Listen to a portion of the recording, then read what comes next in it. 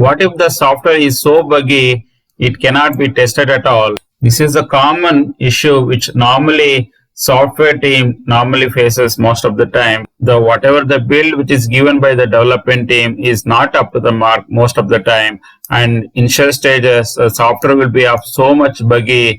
Then how can we test at all? That is the question here.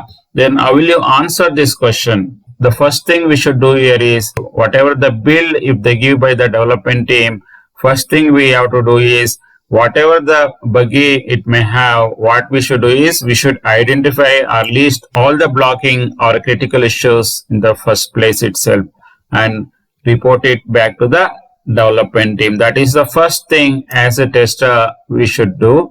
Then the second thing is, because of this, our entire software schedule also will be having a major impact. The major signs for buggy software, because of development team is not performing enough unit testing, or they're not performing enough integration testing, even the kind of poor code design which they made, even there could be issues in the build or release process as well. Because of all these challenges, we might see the software or a build which they give for testing will be of a more of a buggy most of the time. In future, we might see huge software schedule issues as well, big impact on the cost of the project, timeline of the project, and quality of the project. Because of that, as a testing team, we should bring to the leadership team all these issues, and also we should work for the future correction in terms of